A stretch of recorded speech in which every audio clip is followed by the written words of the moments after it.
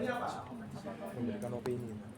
Ya, pada akhirnya harus memberikan opini atas laporan keuangan dari laporan keuangannya siapa? Auditi. Laporan keuangan dari perusahaan yang kita audit. Ya, itu di sana nanti dinyatakan apakah laporan keuangan yang diaudit itu sudah wajar atau tidak wajar berdasarkan standar yang berlaku. Standar yang dipakai di Indonesia adalah SAKA. Ya. Jadi masing-masing negara bisa berbeda. Cuma mayoritas sekarang antara US GAAP atau IFRS. Tapi kita lebih kedoknya ke IFRS. Objektif kedua, select the appropriate types of audit test. Ya, jadi pilih audit test yang mana. Kemudian understand the concept of evidence mix and how it should be varied in different circumstances.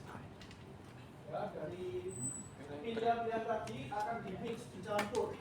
Kalau Indonesia-nya bauran evidence. 4. Design audit program.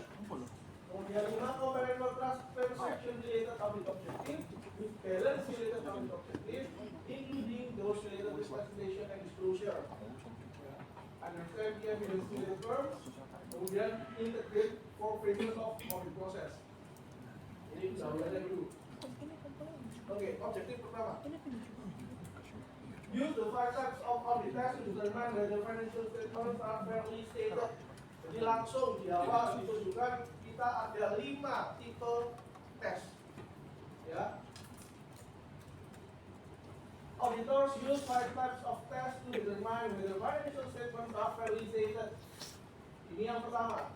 Auditors use risk assessment procedure to identify significant risk due to fraud or error and design tests that address those risks. Ini satu dulu, yang paling awal.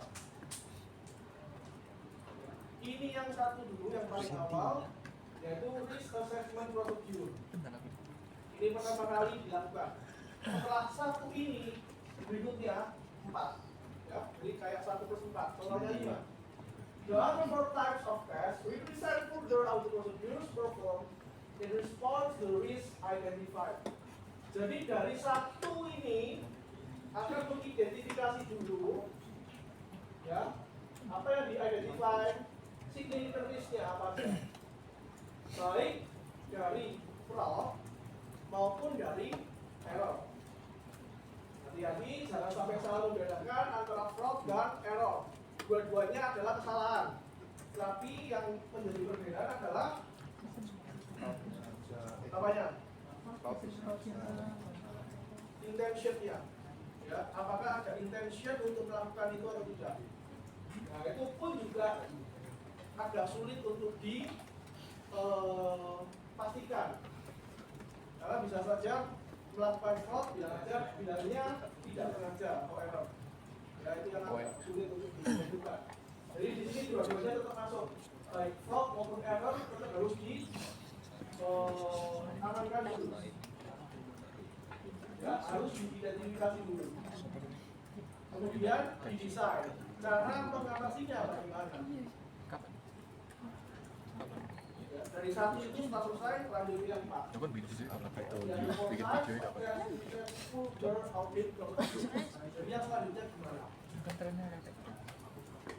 Ya, kalau saya cepetan, tolong diinfokan. Kalau ada bingung juga mau langsung katakan silakan. Ya. Yang keempat itu, ya, dari 4 itu yang pertama, test of control. Ya, sorry, itu belum masuk sini.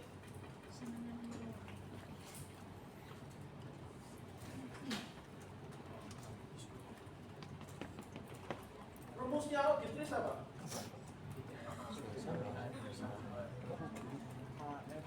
PDF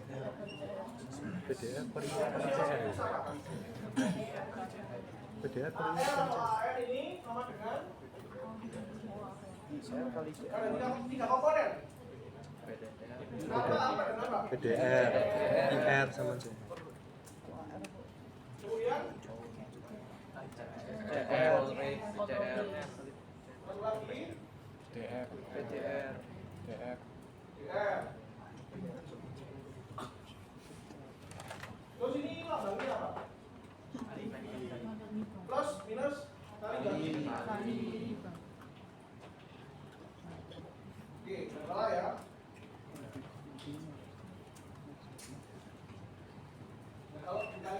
Inherent risk itu apa? Ngomongnya enak, inherent risk, risiko bawaan. Tapi apakah sebenarnya IR itu? IR adalah risiko yang muncul karena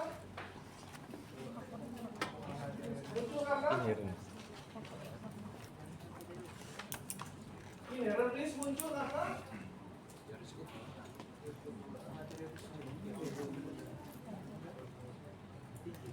ayo dibuka pertanyaan. Dibuka, ikan itu munculnya kenapa?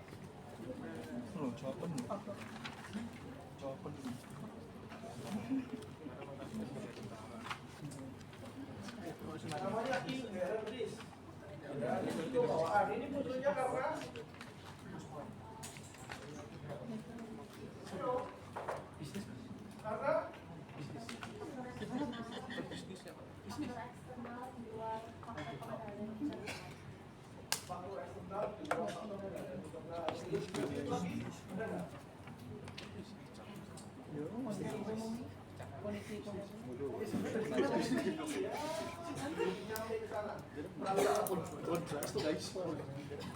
ini hubungannya dengan perusahaan ya? Hubungannya dengan perusahaannya. Kira-kira kenapa? Bisnis berarti sih 20.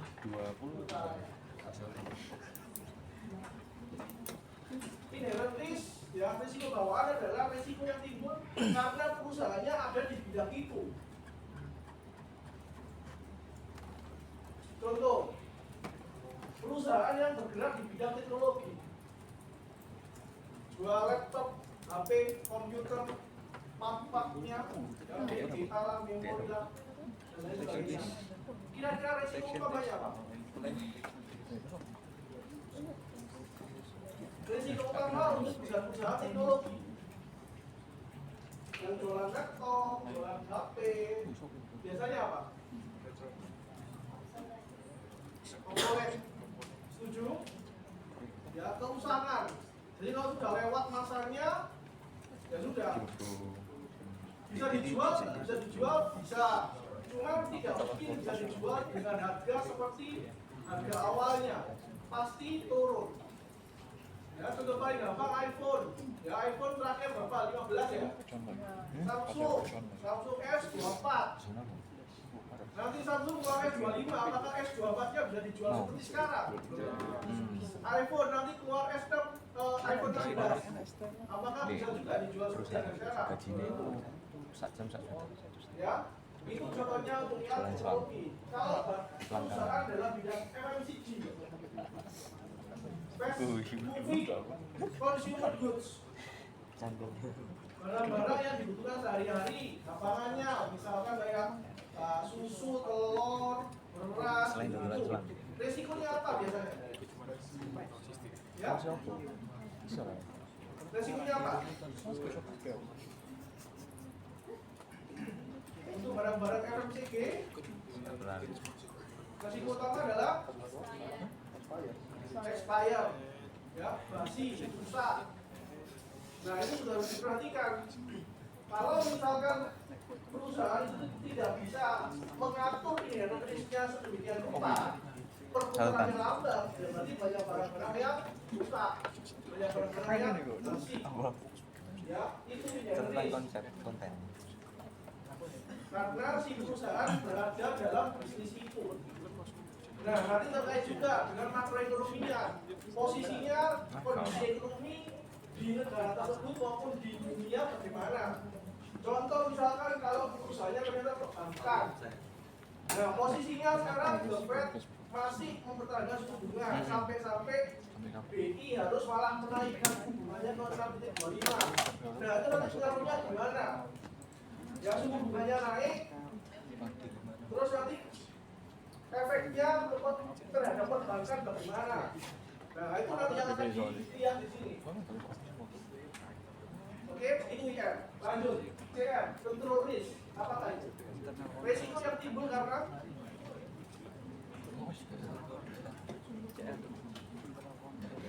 CR, control risk. Risiko yang timbul karena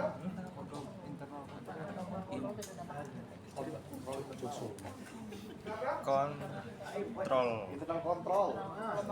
Kelas. Kenapa? Kenapa? Ayo. Baik. Karena kan kontrol sendiri sih. Baik. Jadi kontrol temennya kurang baik.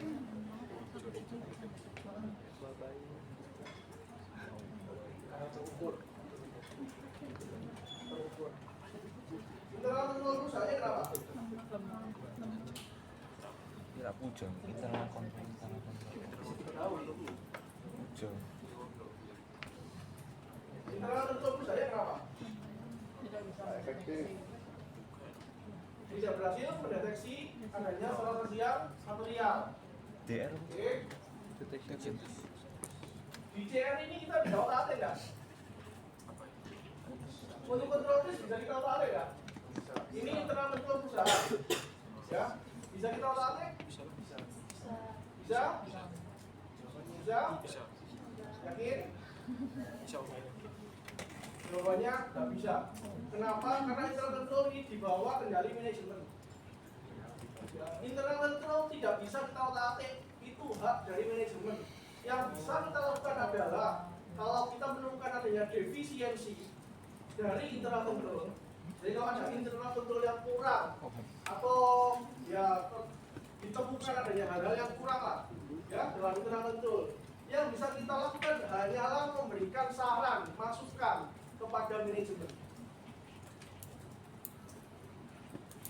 Si manajemen wajib ganti tidak? Tidak. Ya, belum tentu. Belum tentu manajemen mau menggantinya. Itu kan saran kita. Ya, tapi nanti akan ada satu catatan tersendiri kalau kita menemukan ada hal-hal yang kurang dalam internal control. Ya, itu nanti akan ada catatannya, catatan tambahan lagi. Ya, itu untuk CR, control risk. Dan yang terakhir, DR, detection risk. Ini munculnya karena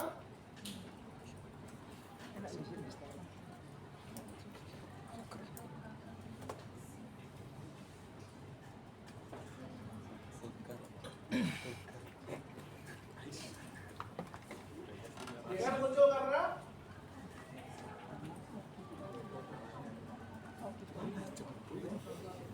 detection risk muncul karena siapa yang dapat deteksi? Jadi DR ini muncul karena auditornya tidak berhasil mendeteksi adanya salah satu yang material. Ya, jadi tiga-tiganya ini kita harus melihat risikonya. Ya, apakah ada hal-hal yang bisa menyebabkan salah satu yang material? Ya, di risk assessment procedure dulu. Ya, untuk menentukan audit risknya.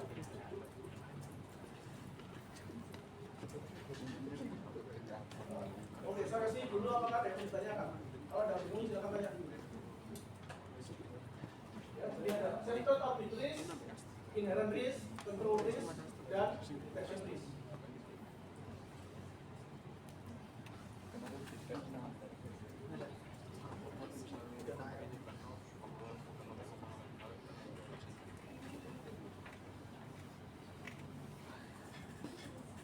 Oke, ada?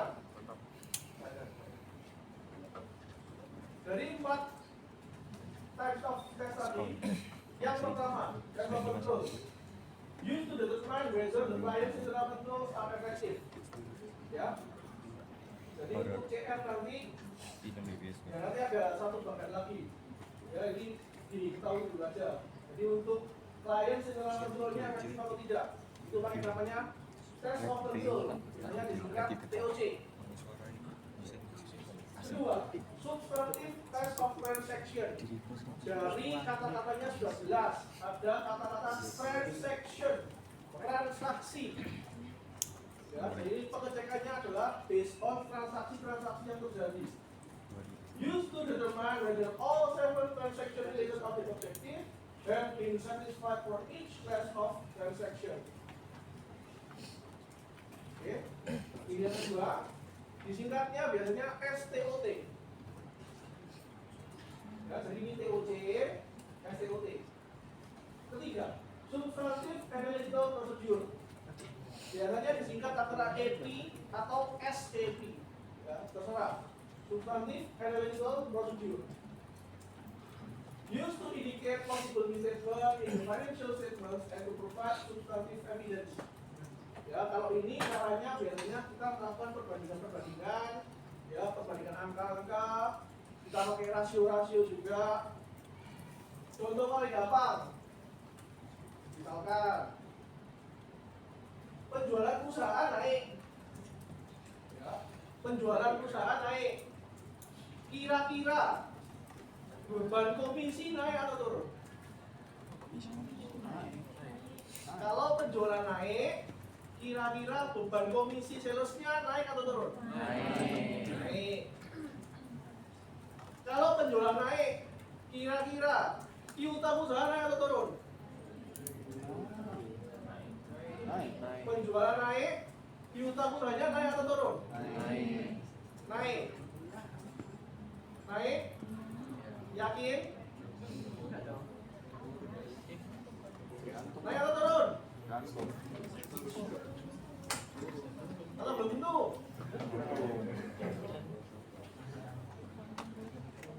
Yang saya bilang penjualan naik. Ya silakan ditanya detailnya. Penjualannya banyak cash atau kredit? Nah kalau ternyata penjualannya banyak secara tunai, ya jelas piutangnya tidak terlalu banyak pengaruh. Ya naiknya ya bisa. Cuman kalau ternyata pelunanannya juga lebih cepat, nah kan malah turun untuk piutangnya. Ya, seperti itulah analytical procedure. Jadi meskipun ada kenaikan, biasanya naik juga. Jadi A naik, B naik. Tapi belum tentu semuanya seperti itu. Bisa jadi A naik, B naik, tapi C-nya malah turun. Bisa. Nah itu harus dianalisa dulu. Ininya kenapa, naiknya kenapa, turunnya kenapa. Ya, itu analytical procedure. Prosedur analitis. Jadi kita analisa dari angka-angka, dari rasio-rasio, dari account-account yang ada. Oke, itu AP. Yang keempat, test of details of balance. Kalau tadi ada transaction, ya substantive test of transaction, ini test of details of balance. Balance sudah jelas, saldo. Ya, jadi yang dicek adalah saldo-saldonya.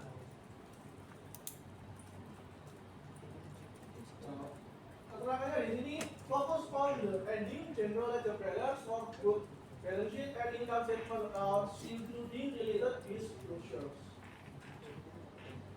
Ya, jadi yang dicek adalah balance. Oke, dari 5 tipe ini dulu ada pertanyaan kan? Dari risk assessment, TOC, SOT, AP, dan TDB. Ya, singkatannya TDB biasanya ya. Test of detail of balance, TDB.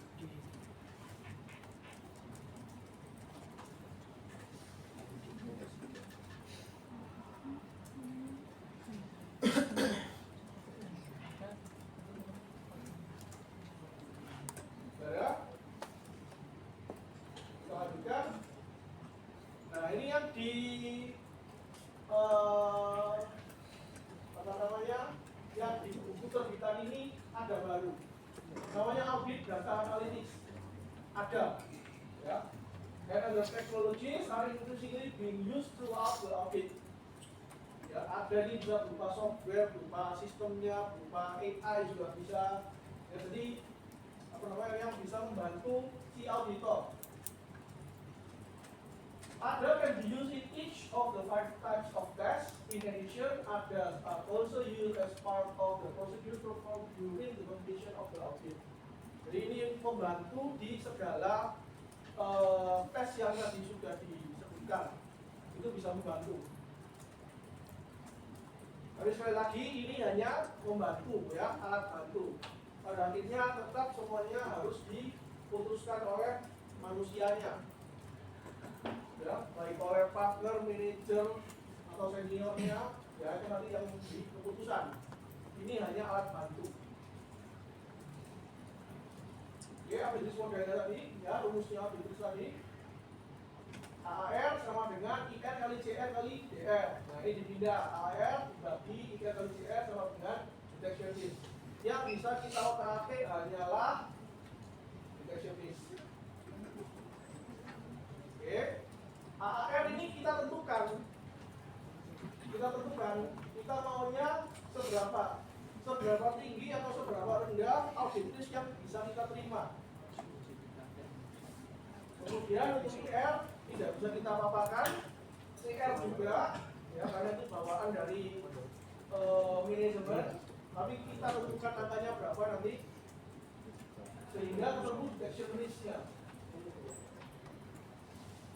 Jadi detection risk nanti akan ditentukan seberapa besar atau seberapa luas skop pekerjaan audit yang harus dilakukan, seberapa banyak evidence yang dibutuhkan supaya kita sebagai auditor bisa memperoleh assurance atau keyakinan dalam menerbitkan laporan audit, dalam memberikan opini audit.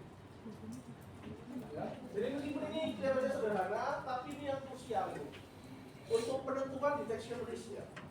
Sampai seberapa banyak, seberapa luas, seberapa ekstensif audit yang kita harus lakukan. Oke, dari satu tadi itu, ya, menentukan audit risk-nya. Nah ini yang 4 lainnya. Ada TOC, itu nanti untuk prospect control risk-nya. Kemudian STOT untuk ngecek control risk dan detection risk. Analytical procedure ke detection risk, dan TDB juga ke detection risk. Ya, jadi yang berhubungan dengan control risk ada 2, yaitu TOC dan STOT. STOT sendiri juga control risk dan detection risk. Dan detection risk-nya ini 3, dari STOT, AE, dan TDB. Itu teksnya. Dan tujuan utama dari semua hal ini adalah yang kotak terakhir, sufficient and appropriate evidence. Ya, ini definisi dari audit. Emang masuk ke YouTube bisa langsung kan? Ya, audit adalah collecting, ya, accumulating evidence, ya, dari semua yang ada, sehingga pada akhirnya kita bisa menentukan apakah laporan keuangan perusahaan itu wajar, sesuai dengan standar atau tidak, dan bebas dari salah satu yang material. Aku jual.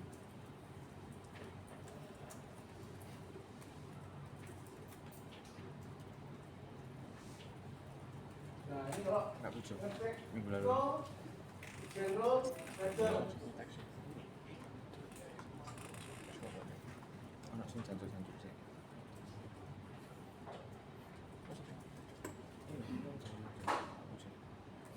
Oke, contoh jurnal penjualan tadi gimana?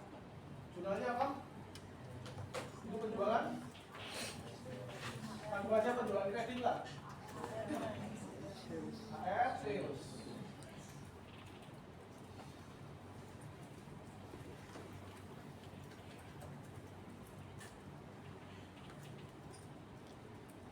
AR-nya debit atau kredit?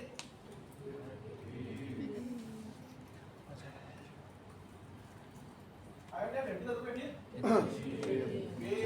Misalkan bisa. Debitnya B. Bakal di revisi yang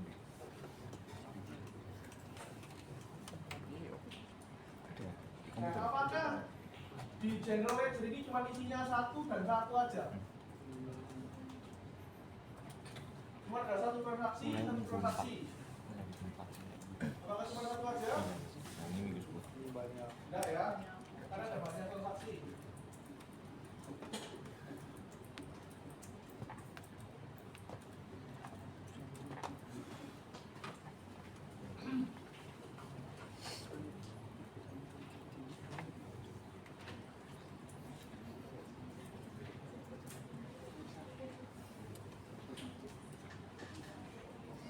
Nah, yang dinamakan transaksi adalah yang per masing-masing ini. Ini satu transaksi, satu transaksi, satu transaksi. Ini satu transaksi, satu transaksi. Ya, satu jurnal itu mewakili biasanya mewakili satu transaksi. Nah, kalau biasanya yang sudah kalian dapat laporan PA kan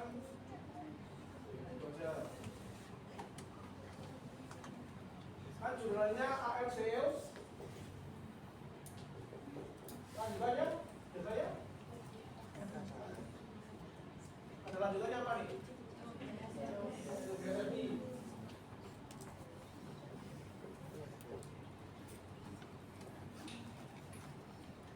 Nah ini kan sudah satu transaksi, ya.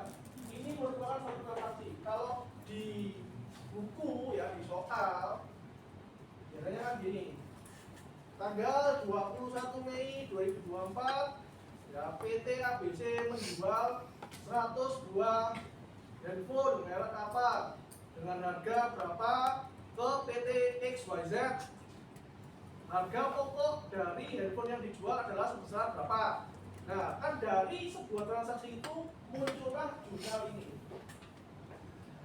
Ya, dari jurnal ini diposting ke unit besarnya masing-masing. Sehingga muncul ya transaksi dan pada at the end of the period di total ya di total ketemu berapa. Nah, angka yang di total ini, angka akhir ini, ending balance ini, inilah yang dipindahkan ke namanya apa tadi namanya? Setelah dari general ledger buku besar, pindahnya kemana? Baca? Saldo, trial, balance. Ya. Jadi kita lihat di sini dari transaksi-transaksi dan balance, sales transaction-nya diaudit dengan TOC, SCOT, dan AP. Ya, jadi masing-masing ini nanti prospeknya pakai TOC, STOT, dan AP. Untuk ending balance ini yang dipindahkan ke transaksi ordernya pakai AP dan TDB, ya, analytical procedure dan TDB. Harap hati-hati membedakannya. Kalau transaksi-transaksi pakainya TOC, STOT, dan AP. Untuk balance pakainya AP dan TDB.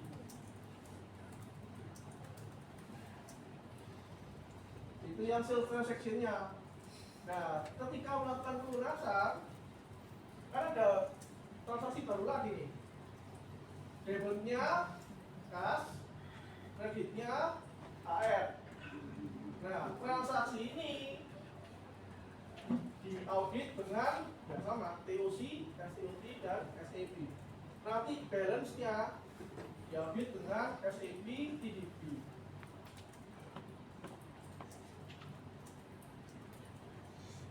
Sampai sini yang mau dibacakan enggak? Bingung?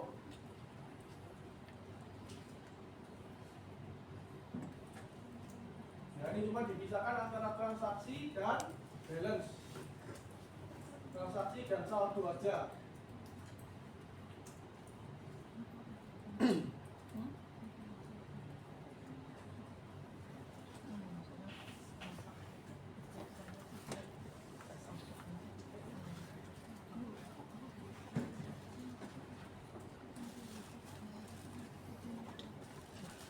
Ada yang mau ditanyakan? Ada yang masih bingung?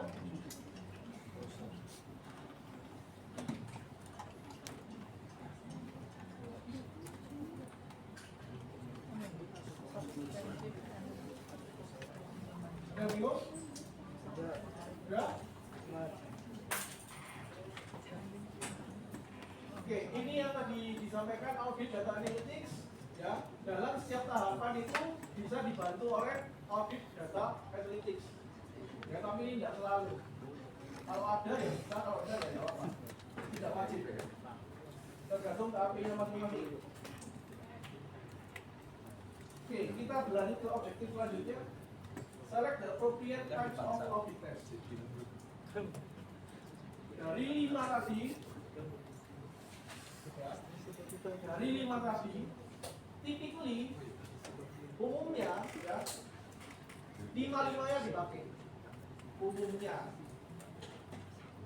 ketika melakukan audit dari KLK-nya. Tetapi Ya, ada but-nya di sini. But certain times may be emphasized depending on the circumstances. Dari 5 hal, 5 tipe tadi, biasanya dipakai 5-5-nya, tetapi ada yang di-emphasize, ada yang diprioritaskan, ada yang diutamakan. Tergantung dari kondisi dan situasi ketika objek berlangsung. Nah, beberapa hal yang mempengaruhi, ya, influence. Yang pertama, availability of the type of evidence. Nah, ada berapakah evidence ini? Yang telah tadi pagi berhasil menyebutkan semua. Oke, 8. Apa aja 8?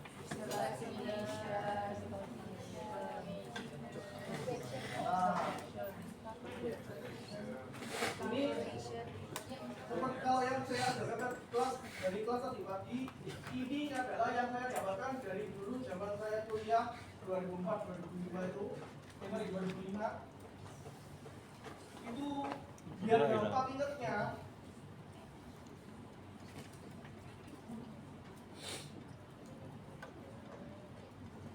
Coba 7. Oke. T-nya apa? Iya, Pak. Confirmation.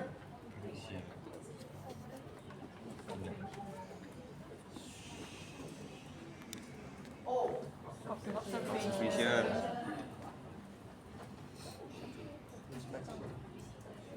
B-nya Fisika.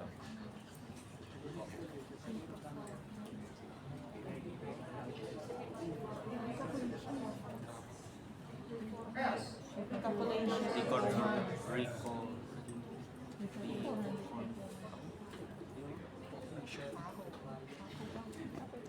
Recall. Lupa, dan recalculation.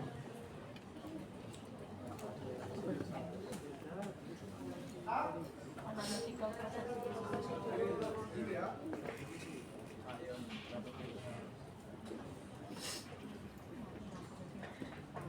I.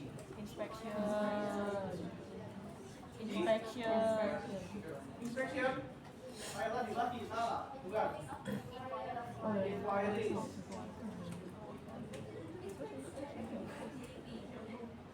D-nya. D-nya.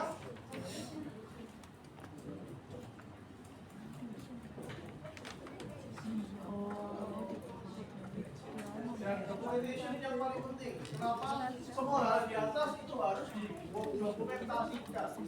Jangan sampai ada yang kelewatan.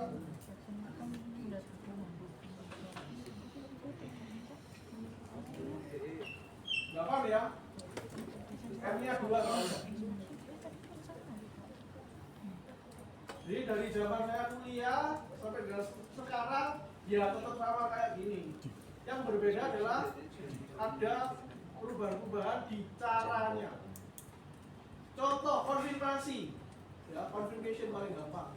Kalau dulu audit bikin surat, ya pakai kop surat perusahaan, minta tanda tangan dan stempel perusahaan, kirim. Kalau untuk AR konfirmasi ke customer, kalau untuk AP konfirmasi ke supplier.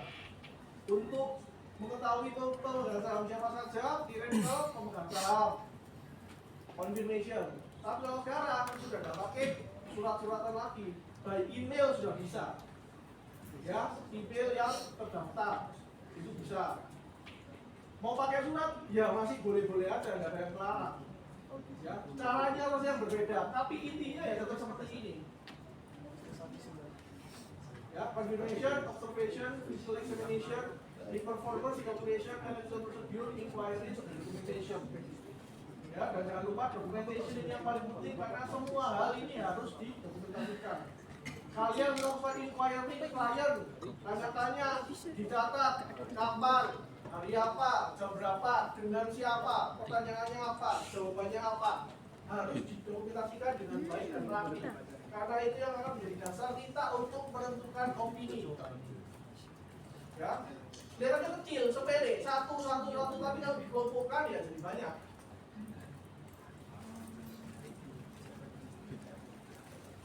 Ya, kemudian ada physical examination misalkan ngecek ngecek stok lah, ngecek aset tetap lah, ngecek kas lah, ya itu juga harus dicatat. Misalkan pada hari ini Selasa tanggal berapa, jam berapa melakukan pengecekan kas kecil, ya antara siapa dan siapa. Nanti akan dirinci juga untuk jumlah lembarnya, 100 ribuan berapa, ada berapa, 50 ribuan ada berapa lembar, ya 20 ribu, 10 ribu, 5 ribu, 2 ribu, 1000 dan lain sebagainya. Itu akan dicatat semua. Nanti akan ada reportnya untuk cash of account. Itu akan dilampirkan menjadi bukti atau lampiran di worksheetnya kas.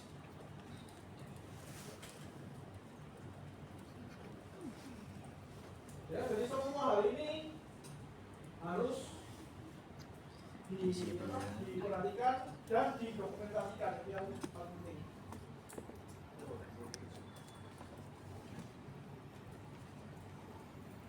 Ya, itu untuk availability of the types of evidence.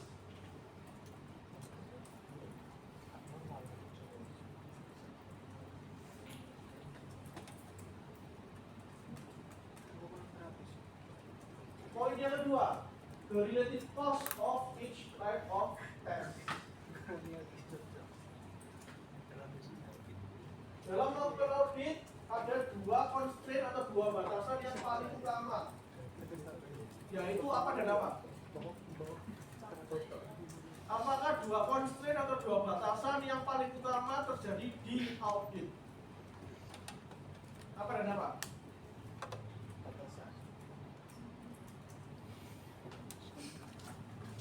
Ayo, harusnya sudah dapat. Dua constraint dalam audit.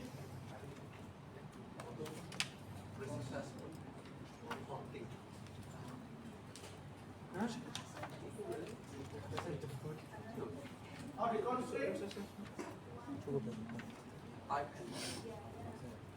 dalam. Yang jauh tadi? Gas.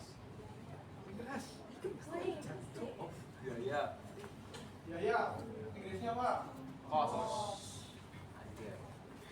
Yang kedua? Time.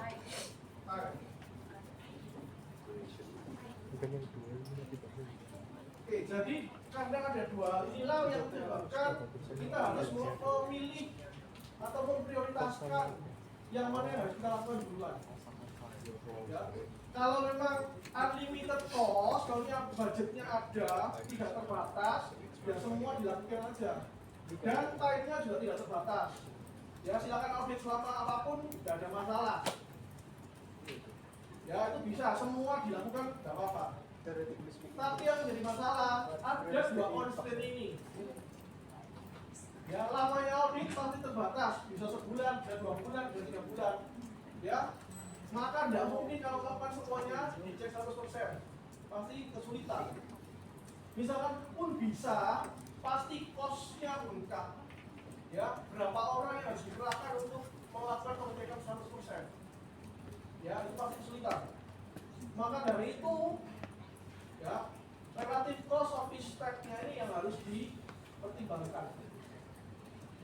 Masing-masing ada biayanya, ada keuntungannya. Ya, kita orang akuntansi selalu membandingkan cost and benefit. Itu yang kedua. Yang ketiga, effectiveness of internal controls and inherent risk. Nah, dilihat-lihat juga inherent risk-nya gimana dan internal control-nya gimana. Kalau inherent risk kita sudah bisa papakan, jadi sudah kita pasrah.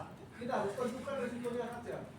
Kita tentukan resikonya, kita minimalkan efek dari resiko tersebut.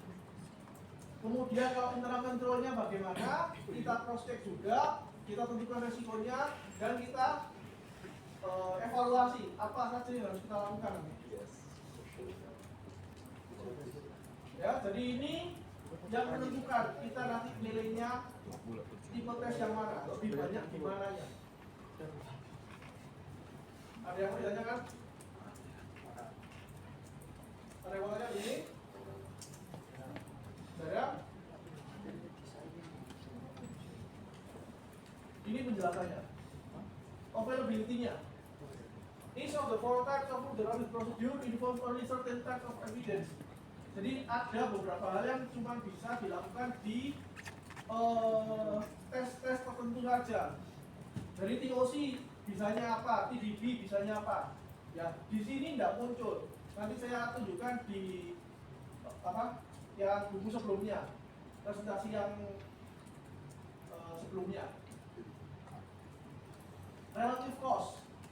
Nah, ketika harus menentukan tes yang mana nih, nah itu harus hitung-hitung ini. The cost of the evidence is an important consideration. Seperti baru disampaikan, ya karena kita ada cost constraint-nya.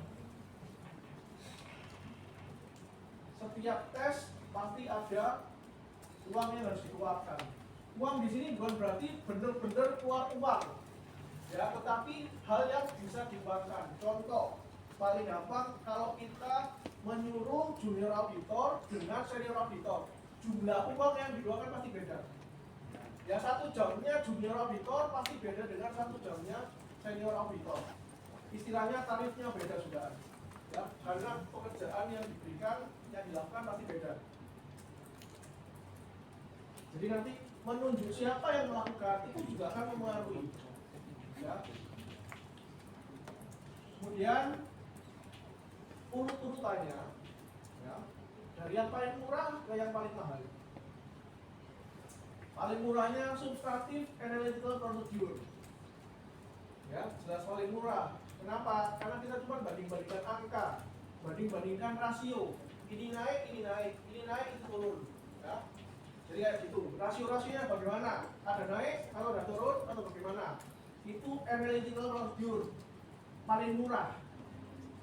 Lebih mahal sedikit ada risk assessment procedure, ya, including procedure to obtain an understanding of internal control.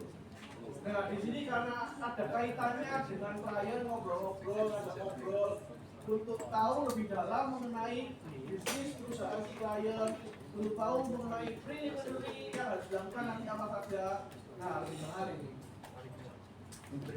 Oke, selanjutnya test of control. Ya, itu lebih mahal lagi sedikit.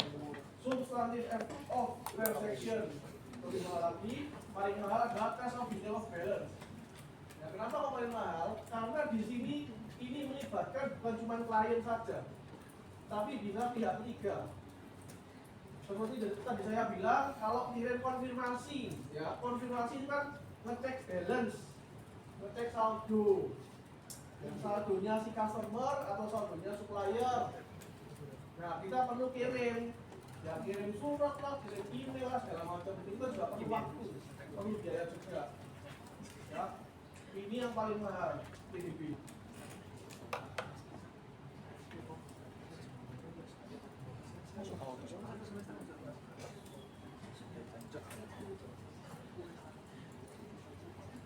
Gimana untuk yang ini?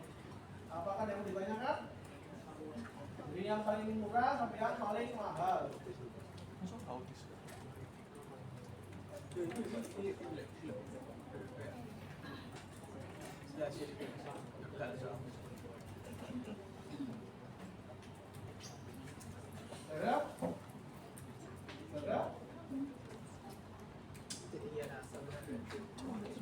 Oke, silakan dilihat dulu gambarnya. Ya, yang vertikal ini yang bawah titik tengahnya ini adalah no assurance, jadi tidak yakin sama sekali. Yang atas ini acceptable assurance. Ini kenapa tidak di atas sendiri, bukan 100%? Karena kita tidak mengejar complete assurance. Makanya namanya acceptable assurance, bukan 100% yakin. Ya mungkin ini entah 99%, 99,9%, 95%, 90%. Yang penting tingkat keyakinan kita berapa sampai dengan kita berani menerbitkan opini audit, ya, sampai kita yakin untuk assurance ini kita penuhi. Itu yang vertikal. Yang horizontal itu internal control effectiveness. Semakin ke kiri semakin tidak efektif, semakin kanan semakin efektif, semakin bagus. Ya, silakan dilihat-lihat dulu. Yang kiri tidak efektif, yang ke kanan semakin efektif.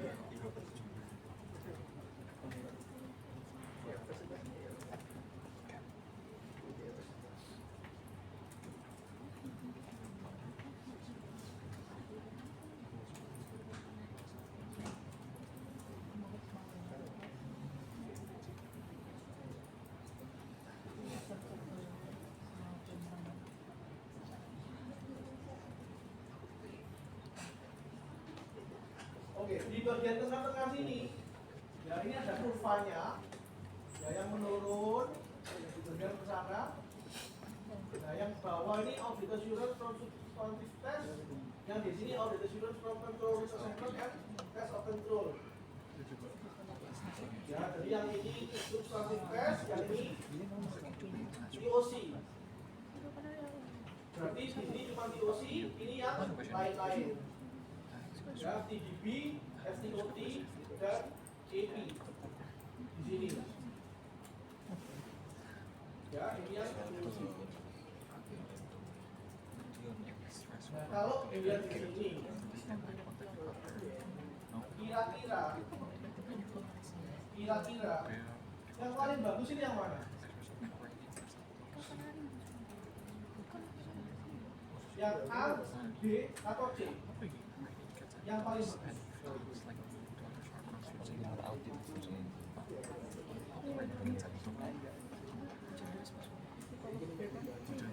Yang paling bagus untuk layarnya dulu lah, untuk perusahaannya dulu. Yang paling bagus yang mana?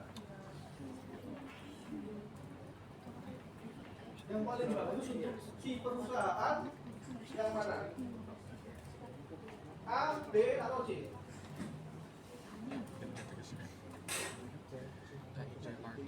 Ingat, ini untuk si perusahaan. Untuk si perusahaan. Yang bagus yang mana?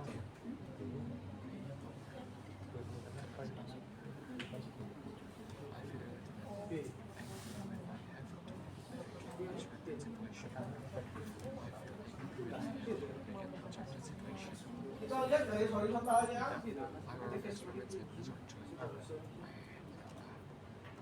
Kita lihat dari horizontalnya adalah internal control effectiveness. Kalau kiri tidak efektif, kalau kanan makin efektif. Yang bagus yang mana berarti? Yang B. Ya, B yang paling bagus untuk perusahaan. Nah, kalau untuk auditornya yang paling bagus yang mana? Kau yakin lah? Kau yakin ini kalau untuk klien B, kalau auditornya A? Gimana? Untuk auditor yang bagus yang mana? Yang dikejar oleh auditornya apa sih? Yang dikejar oleh auditornya dalam hal ini apa sih? Apa ini? Assurance-nya kan?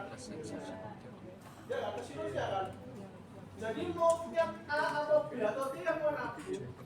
Ya sama saja selama assurance-nya terpenuhi.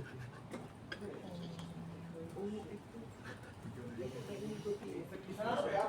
Jadi kalau untuk si klien, ya semakin efektif ya semakin bagus. Tapi kalau kita sebagai auditornya mau internal controlnya si klien efektif atau enggak, sebetulnya tidak berpengaruh terlalu banyak ke kita. Karena yang kita kejar adalah acceptable assurance ini. Mau di A bisa, di B bisa, di C juga bisa. Yang lain di sini adalah asalnya dari mana? Asal assurance-nya itu dari mana? Kalau di sini titik A, asal assurance kita adalah 100% dari substantive test. Ya, di sini 100% dari substantive test. Kalau yang di B misalkan cuma 60% dari substantif tes atau 50% dari substantif tes, sisanya dari TOC. Ya, jadi yang baik A maupun B sama-sama bisa untuk auditor. Yang penting mencapai di acceptable assurance-nya. Ya, itu A dan B. Nah, yang agak lainnya di C. Ya, kalau A ini benar-benar fully substantif, kalau yang B ini separuh-separuh namanya, ya, separuh substantif, separuh TOC. Kalau yang C ini kita lihat C3 posisi garis putus-putusnya ini dari bawah sampai C3 mirip seperti A. Ini berarti meskipun si auditor ada test of control, tapi dia tidak rely sama sekali ke TOC-nya. Dia tetap melakukan substantif. Substantifnya tetap dimaksimalkan. Jadi dia ada TOC, ada, tapi substantif tetap jalan penuh.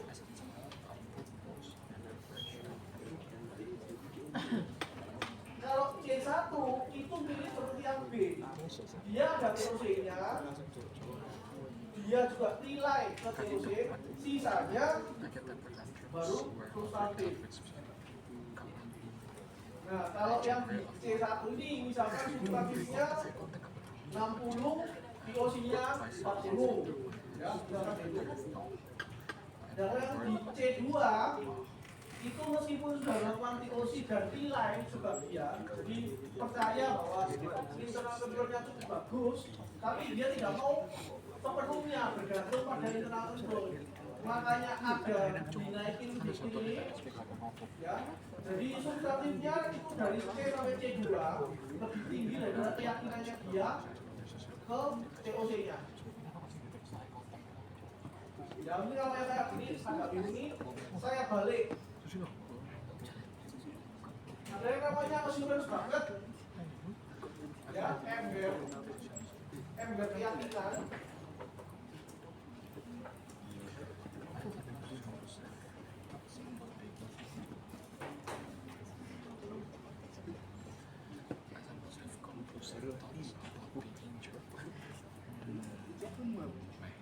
Ya, anggap saja ini ember. Yang satu ini tidak nilai ke internal control, ya, tidak mengandalkan internal control. Kalau yang ini mengandalkan internal control.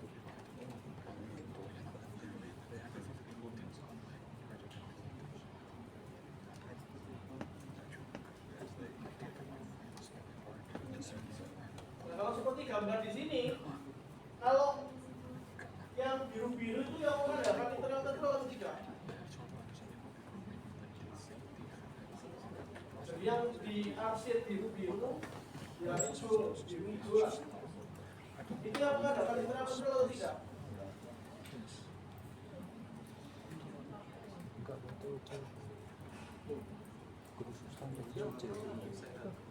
Jadi yang ini mengandalkan internal control atau tidak?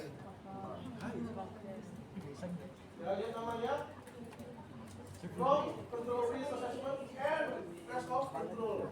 Jadi ini yang rely on internal controlnya. Jadi ini yang pakai internal control.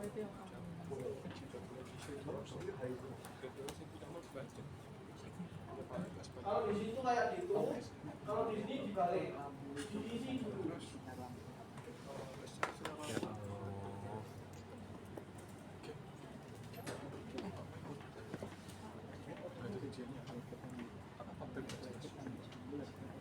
Ya, jadi diisi dulu oleh test of control-nya, sehingga kita bisa mendapatkan seberapa lah assurance-nya dari TOC.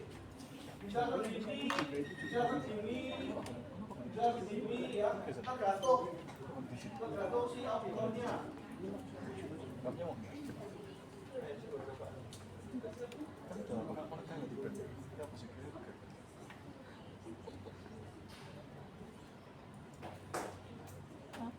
Nah, dari ini tujuan yang ingin kita capai adalah memperoleh assurance.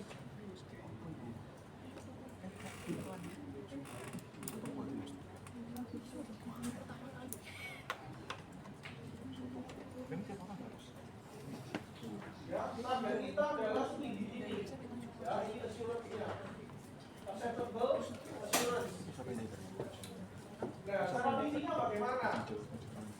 Nah, kalau berdasarkan itu tadi, jadi di sini pakai yang namanya substantif.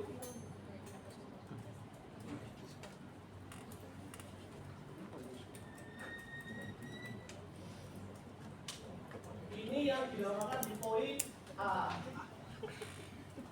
Ya, fully substantif test 100%. Ya, dari titik A sampai atas garis acceptable assurance. Itu substantif 100%. Nah, kalau yang di sini karena sudah ada TOC-nya dan nilai ke TOC, jadi bisa menunjukkan keyakinan si auditor, sisanya substantifnya macam misalnya 80%, ini 20%. Ya, itu yang di poin B atau C ke D1 itu bisa. Ya, kalau dari C ke C3 itu seolah-olah seperti yang sebelah kiri, fully substantif.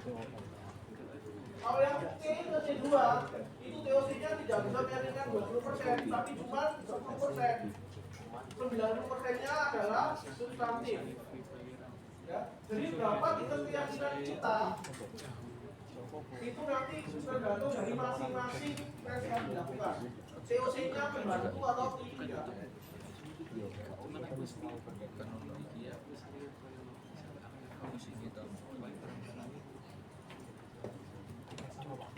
Untuknya ada pertanyaan? Untuk assurance banget ini ada pertanyaan? Ada? Ada? Saya tanya. Silakan dijawab.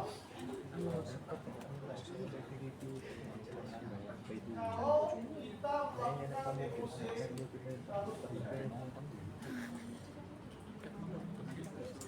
untuk mendapatkan keyakinan yang acceptable, bisa nggak? Apakah kita bisa mendapatkan acceptable assurance hanya berdasarkan dari TOC saja? Apakah dari tes tertentu saja kita bisa mendapatkan acceptable assurance? Bisa nggak?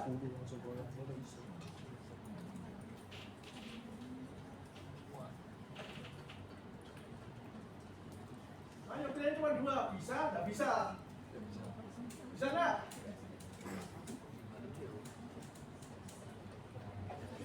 Bisa nggak? Bisa. Enggak. Enggak. Gimana? Gimana? Sebetulnya kalau melihat ini sudah kelihatan tuh. Kenapa kok kurvanya berhentinya di tengah-tengah?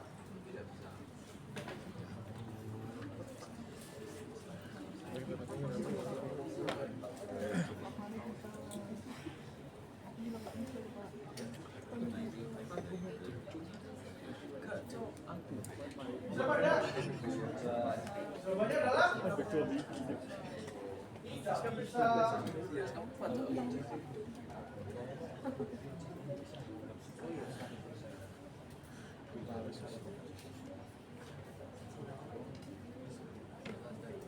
Kalau misalkan bisa, kurvanya ya nggak jadi kayak gitu. Jadi seperti ini dong. Karena ini substantif, yang ini TOC. Bahkan kurvanya nggak kayak gitu. Ya, jadi nggak bisa.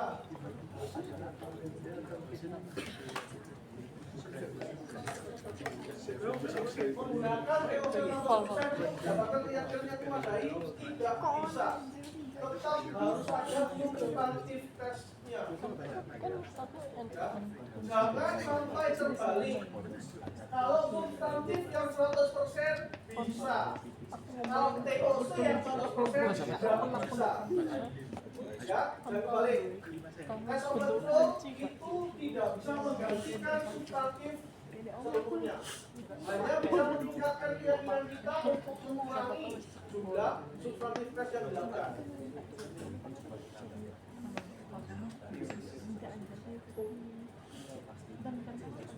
Oke, ada yang bingung nggak? Apakah ada yang bingung untuk hal ini?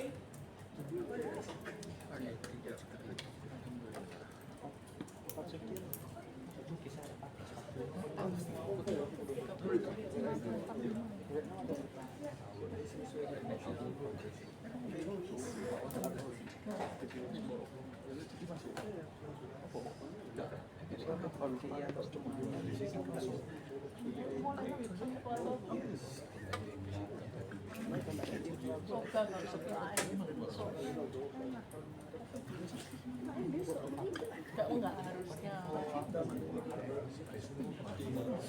Komputer udah jadi yang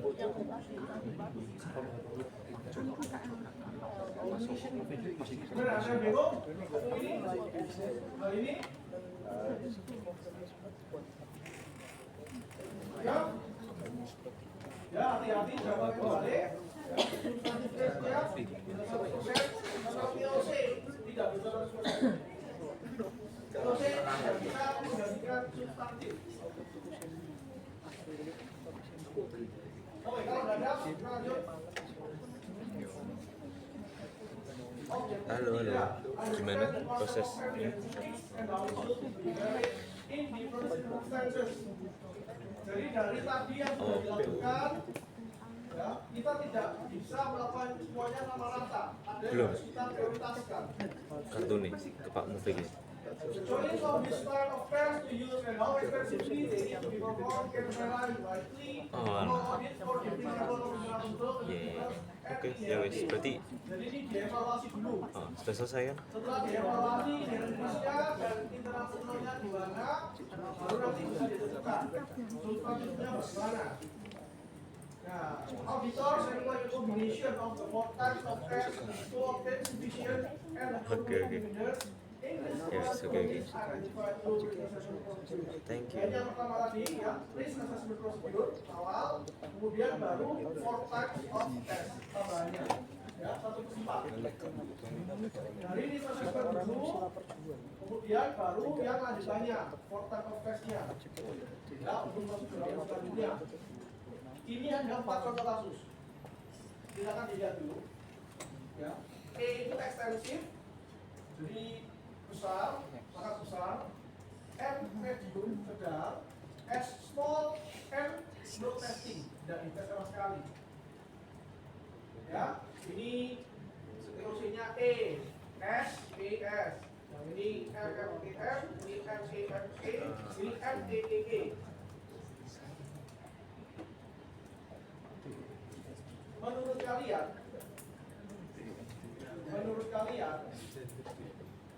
kalau kita sebagai auditor dari 1, 2, 3, 4 yang paling bagus yang mana? Yang menurut kalian kita bisa mendapatkan assurance yang memadai. Kira-kira dari yang mana ini?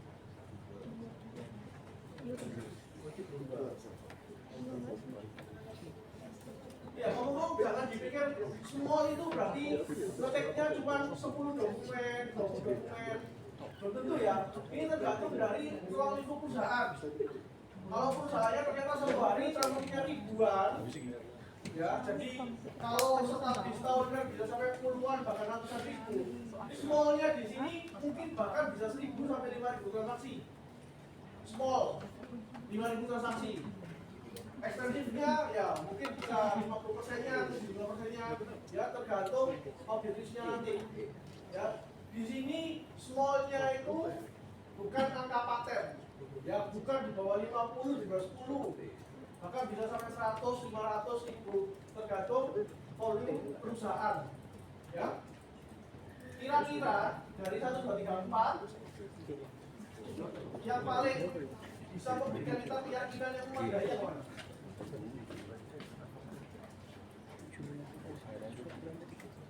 Ayo pilih aja. 1, 2, 3, 4. 1, 2, 3, 4. Ya, pilih mana?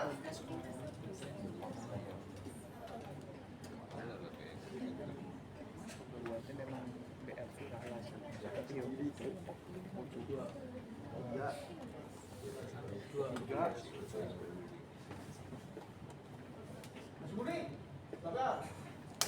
1, 2, 3, 4. 2. M. Oke. Nanti bagian mediumnya, ekstensinya 1.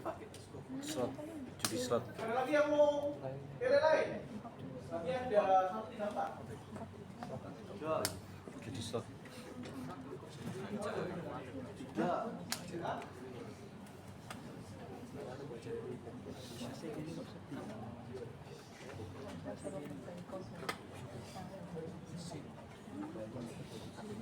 Ada yang pilih 1? 1.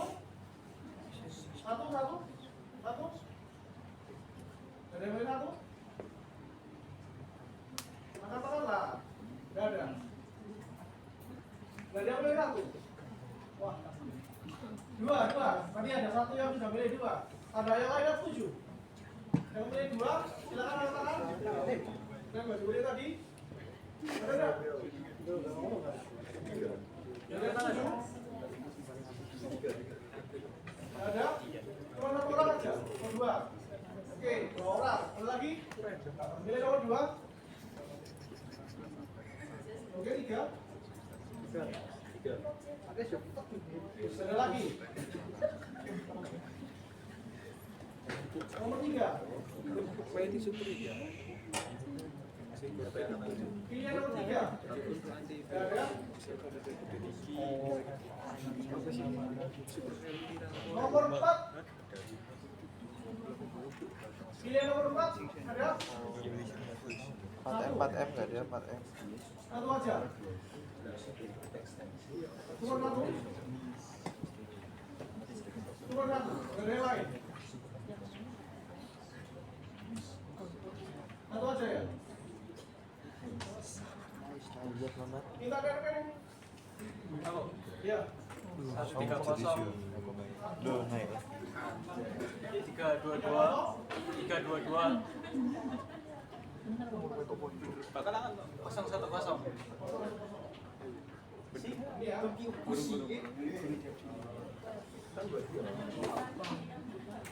Kalau dalam kondisi yang sama, ya, kurang lebihnya sama. Antara 1, 2, 3, 4. Nomor 4 ini yang paling ideal. Saya ngomongnya ideal ya. Paling ideal. Kenapa? Karena dia ekstensif semua. Ininya sudah ada juga medium. Ingat tadi kita sudah ada TOC, ya. Kita ada nilai TOC di sini. Karena kita ada nilai di tengah-tengah ini, maka substantifnya kan cuma perlu dari C sampai C2. Ya. Jadi sudah ada mediumnya dari sini. C2 C3 itu sudah diwakili oleh TOC-nya. Nah, substantifnya malah dia dari C sampai C3 juga.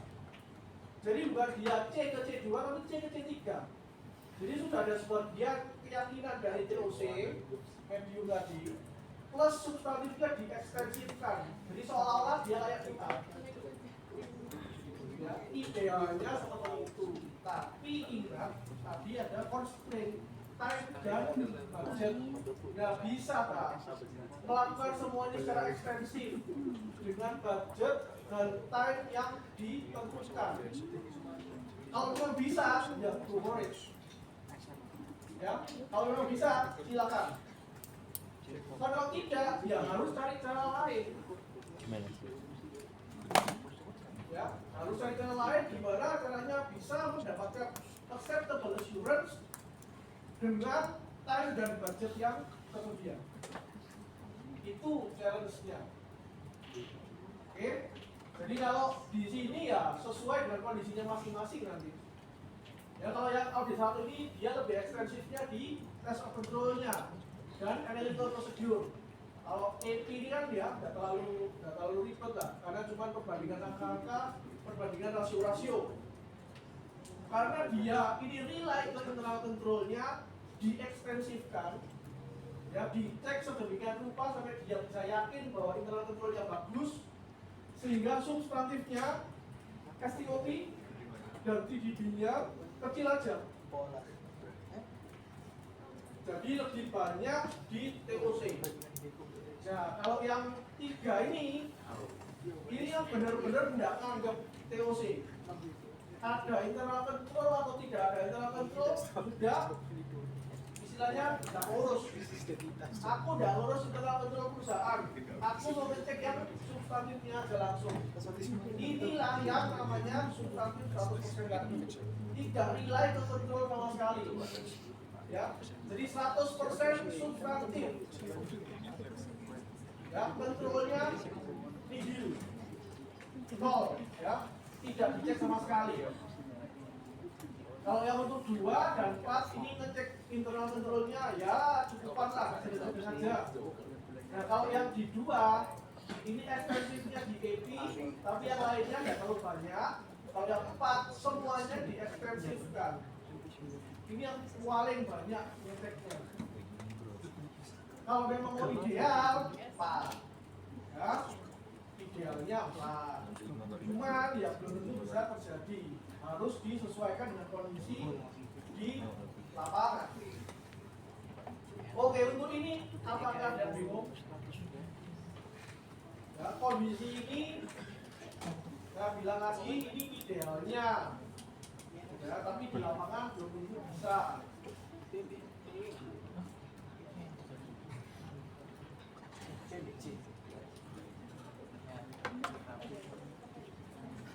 Gimana, ada pertanyaan?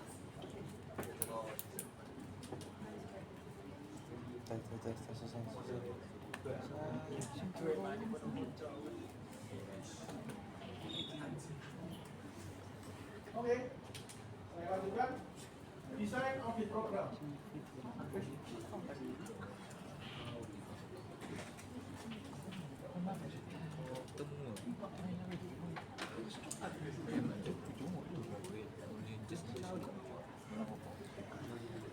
Of the auditor use the procedure to provide the correct emphasize on each of the other portal process.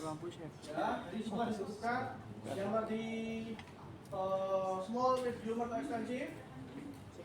Ya, jadi masing-masing itu harus didesain. Terusnya sendiri, SCP sendiri, SCP sendiri, ya, yang sendiri. Kemudian ini nanti ada each transaction cycle will be selected be calculated using a separate set of audit program. Jadi nanti akan ada cycle-cycle-nya masing-masing. Ya, ini akan didapat di audit 2. Ada sales and cash receipt cycle, ada acquisition and cash payment cycle, dan lain sebagainya.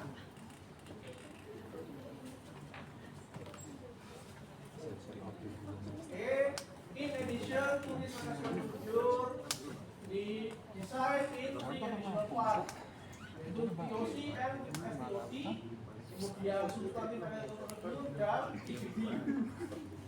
Nah, di sini saya mau jelaskan kenapa sih kok POC-nya itu bareng dengan STOT.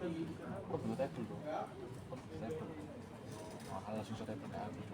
Ya.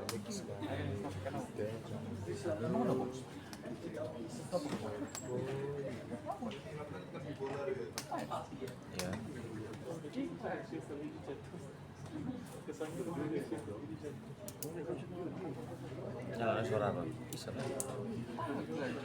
Bisa iseng saya lah. Kamu aja, kamu di sana kok. Lah aku sih kelar. Mana bisa aku urus? Terus sekarang apa? Tidak boleh nyala notos. Power sequencer itu, gitu toh. Power sequencer.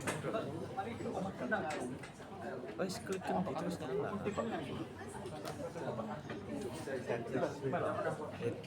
Dicopot toh. Belakang. Coba kali. Belakangnya ini terusin.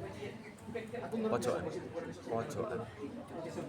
Oke, sebelum kita bahas ini yang Ini besar. Ada power sequencer ya. Apa itu? Ambilin dari power sequencer ke kapalnya terdiri tembok. dari apa? Emang nanti aku bingung. Ala. Go warna.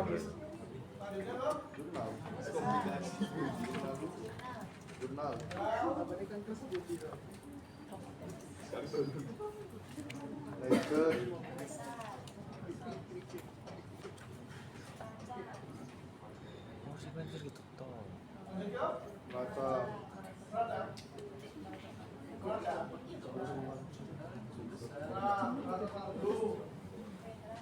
Wes jadi apa itu?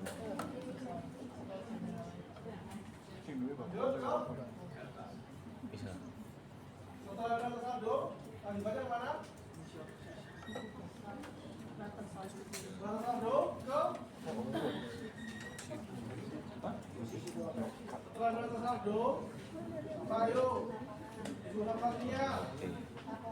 Oke lah, tak kok payu. Oh, Di situ lagi di gudang. Gudang di samping. Coba di situ ada. Nah, seperti di poke di gudang seperti lift seperti tanya di gudang ini mana? Yang kita tahu kok.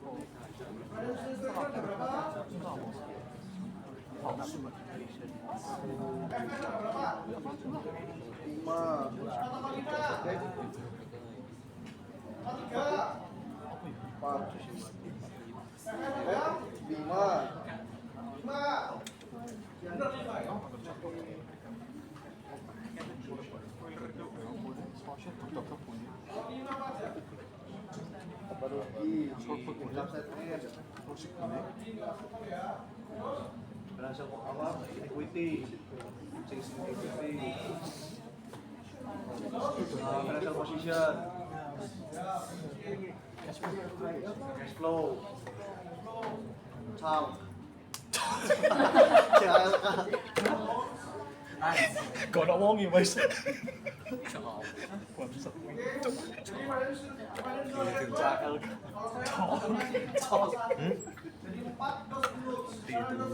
Kalau wongi itu. Seperti itu loh guys, seperti itu.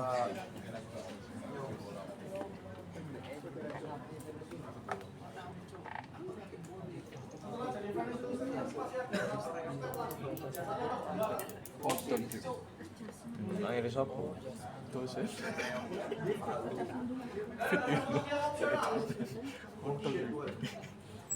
Jangan terus Sampai gini. untung nggak 30. Sing ngombe.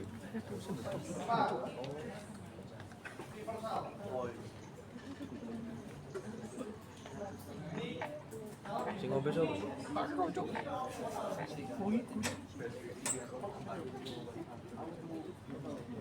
Iki di mana sih? Oke, yang dilakukan oleh klien dalam internal control klien, Iki di mana? mereka yang melakukan adalah transaksi itu biasanya diotomatisasi sampai langsung jadi ke financial statement.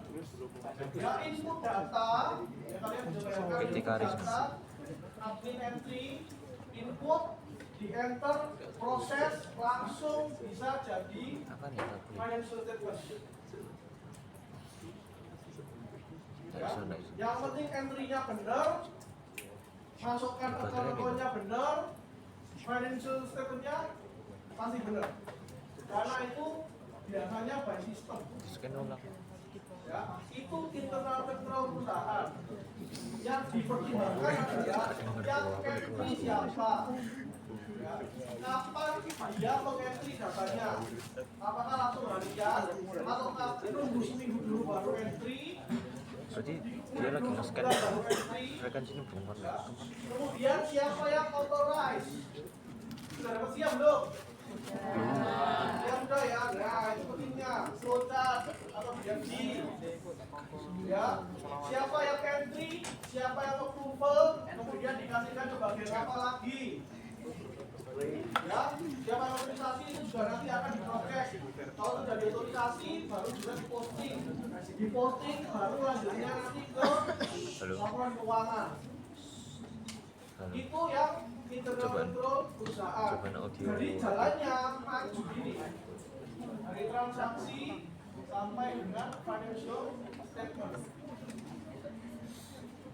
Test of control yang kita lakukan adalah kita memastikan yang jalan ini sudah sesuai dengan SOP yang berlaku, standar operational procedure yang berlaku di perusahaan. Jadi siapa yang buat, kapan buatnya, siapa yang otorisasi, kapan harus otorisasi, dan lain-lain sebagainya. Ya, dari internal controlnya itu harus dicek di TOC. Ini yang dilakukan perusahaan, ini yang dicek dalam TOC. Nah, sedangkan kita waktu melakukan audit, ya ada yang namanya coaching ke dokumen. Nah, kalau kita melakukan coaching, itu berarti dari financial statement Ada slot ini. kembali ke Kita coupling ya? awal. Sip, mesti bikin wayon. Ya, itu coaching. Ngecek ke bukti awalnya lagi. Playlist kok. Nah, ini bisa berjalan langsung Toto paralel. Afrika. Bareng. Celine Waktu Dion. ngecek transaksi sampai ke financial Just Groban. statement-nya, bisa juga dibarengi dengan substantive test of transaction, ngecek bukti dasarnya. Ya, jadi bisa jalannya barengan, makanya digabung di situ. Sebenarnya bukan digabung ya, tapi paralel jalannya antara TOC dengan STOT. Yang membedakan biasanya adalah jumlah evidence yang dicek. Yang TOC misalkan cuma 25 atau 50, STOT-nya bisa jauh lebih banyak.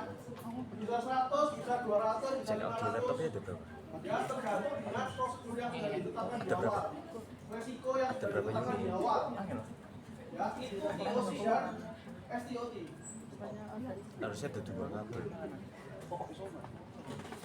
Ya dari internal control perusahaan, dari transaksi sampai ke financial statement, internal control perusahaan, test of controlnya ya kita uji coba, ya kita uji apakah internal controlnya sudah berjalan sebagaimana mestinya, ya itu TOC-nya.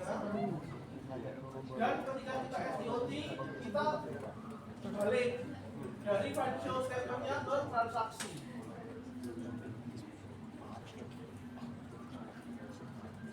Halo. Oke, untuk ini ada yang belum ada. Ya. Jadi antara TOC dan STOT. Halo.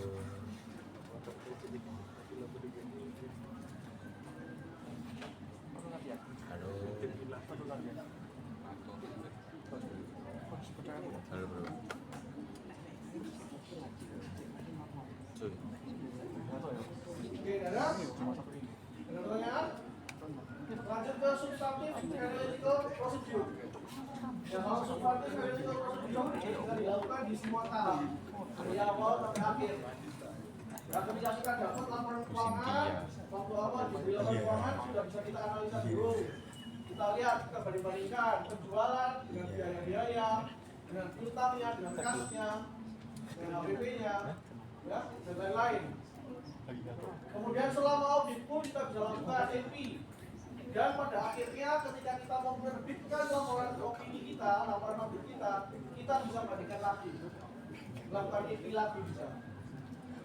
Oke. Yang terakhir test of development balance. Ya untuk cross check ini ya kita cross check saldo di masing-masing ini. Ya masing-masing laporan keuangannya ini nanti balance-nya yang tercantum di sana.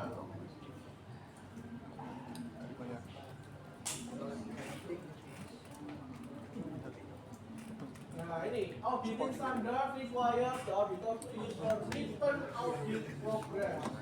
Ya harus tertulis. Semua harus tertulis, harus didokumentasikan. Jadi dari awal sampai akhir itu harus terdokumentasikan dengan baik. Aku pingpong. Pingpong ambil foto. Engagement, management, software, help, auditor, select appropriate audit procedure, and organize them into an audit program. Jadi ada bantuan yang diperoleh dari si audit dari softwarenya. Jadi software bisa menentukan kalau volume perusahaan sekian, berapa persentase yang harus dicek, ya, berapa persentase yang harus dilakukan. Ini dari itu, ya, bisa dibalik dari sini. Ada softwarenya. Tapi poin terakhir, ya, audit procedure can be added or deleted as the auditor feels necessary. Meskipun ada bantuan dari si software, dikasih petunjuk, dikasih bantuan, tapi tetap saja terakhir harus dari auditornya. Ya, keputusan melakukan atau tidak, keputusan nambahi atau kurangi, tetap dari si auditor. Ya, software hanya membantu.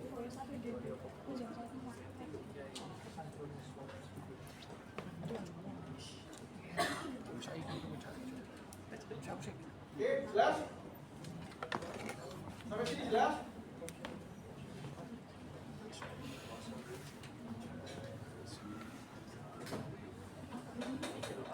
Ini desain untuk STOD ya, TOC and STOD. Sebetulnya bisa dilihat di kalian. Ya, jadi dari understand internal control-nya, kemudian di assess juga control risk-nya. Nah, ini ada pilihan ke bawah atau ke kanan ini. Kalau memang kita mau rely ke internal control, berarti kita ke bawah. Maka kita determine extent of TOC-nya gimana.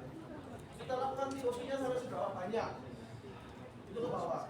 Tapi kalau kita yang ini, ya, tidak rely ke internal control-nya, maka dari assessment control risk langsung lompat. Tidak pakai TOC langsung ke substantif. Ya, itu maksudnya. Kenapa mau ada bawah dan ada kanan? Ya, ini flowchart-nya. Ya, nanti ditentukan audit prosedurnya apa aja, dan prosesnya berapa, item-itemnya apa saja, dan timingnya apa. Oke, itu yang TOC dan STOD.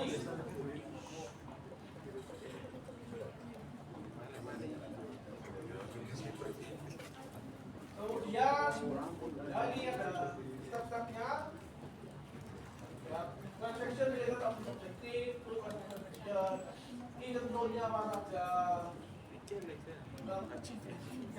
dan 4, TOC dan STOD. Nah, kalau memang tidak pakai TOC, ya berarti dari 1 langsung lompat ke 4. Ya, makanya ini ada step 1, step 2, step 3, step 4. Kalau 1, 2, 3, 4 berarti itu ada nilai ke internal control atau TOC. Kalau langsung lompat sampai ke 4, berarti itu yang tidak nilai ke TOC-nya. Oke?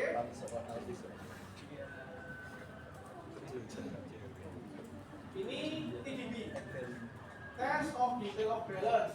Contohnya di sini untuk AR. Ya, jadi nanti masing-masing account itu ada. Identify significant risk and assess risk of materiality statement. Terus performance materiality, risk of sales recognition cycle.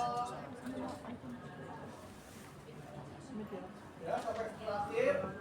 Ini sama nanti audit terus juga dilakukan apa, prosesnya berapa, item-itemnya apa saja, timingnya kapan harus dilakukan.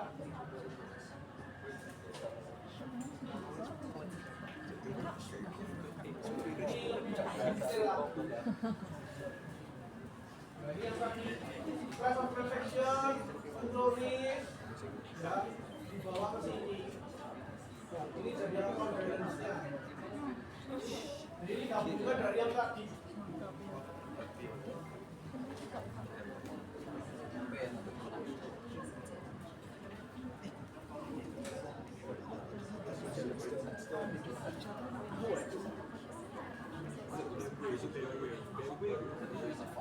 Oke, kita lanjutkan lagi. Tadi kita sudah tahu ada STOT, ada TDB, ya, ada mengenai transaction, ada mengenai balance. Nah, ini kita bagikan sekarang.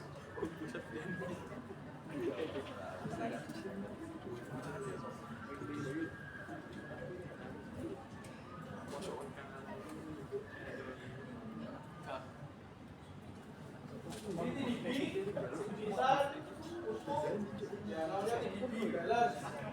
Ini tujuannya yang berkaitan dengan balance-nya. Ya itu yang dicek di sini. Kemudian and the extent of distress can be reduced when the section related to the system has been satisfied by test of control or certificate of transaction. Jadi TDB ini jumlahnya bisa dikurangi kalau TOC atau STOT-nya sudah cukup tinggi, sudah cukup baik. Ya, itu bisa dikurangi di sini. Cuman tidak disarankan atau kurang disarankan. Sebenarnya kenapa ini? Kenapa ini bisa dikurangi ya? Karena ini yang paling mahal juga. Ya, paling costly itu. Makanya kalau TOC dan STOT-nya sudah bisa mencakup atau mewakili, bisa membantu substantifnya TDB, ya itu sudah bisa mengurangi jumlah TDB-nya. Ya, meskipun begitu, meskipun semua transaksi yang berkaitan dengan balance dan transaction itu sudah terpenuhi, tetap untuk hal-hal ini itu perlu tetap perlu dilakukan pengecekan. Jadi maksudnya seperti itu.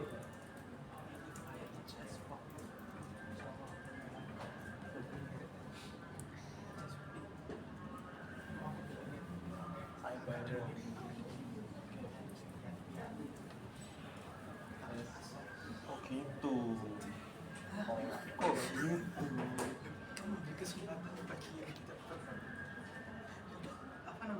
Orang tua.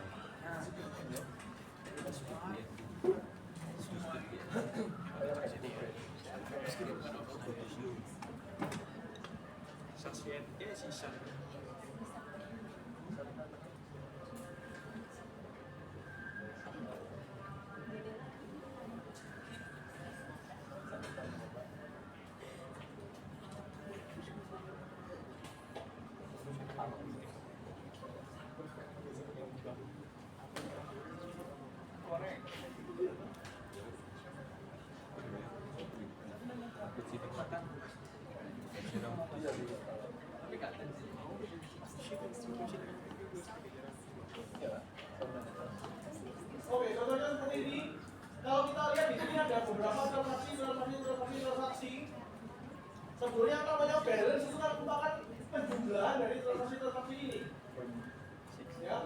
Jadi contohnya di sini sales misalkan ada 4 transaksi sales. Nah, balance dari sales ini merupakan penjumlahan aja.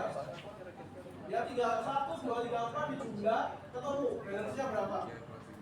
Sehingga ketika kita melakukan pengecekan atas transaksi ini, secara tidak langsung balance ini sudah terwakili. Ya, secara tidak langsung sudah terwakili di sini. Tetapi meskipun begitu, balance ini tetap harus dilakukan pengecekan untuk 3 hal ini. 1. Realizable value, 2. Right rate obligation, 3. Presentation. Maksudnya bagaimana? Contoh realizable value, ya, nilai yang bisa terrealisasi, nilai yang bisa direalisasikan. Contohnya di sini AR, account receivable atau piutang. Ya, piutang di sini apakah memang betul nilainya yang tercantum di sini semuanya bisa kita tagih? Misalkan di sini, misalkan 1M.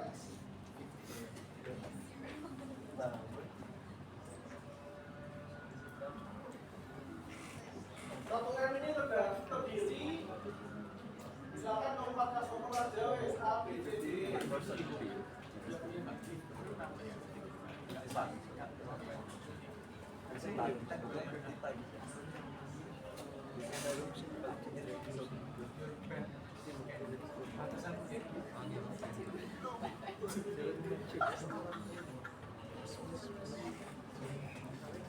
Ya misalkan di sini airnya totalnya 1 M terdiri atas A, B, C, D.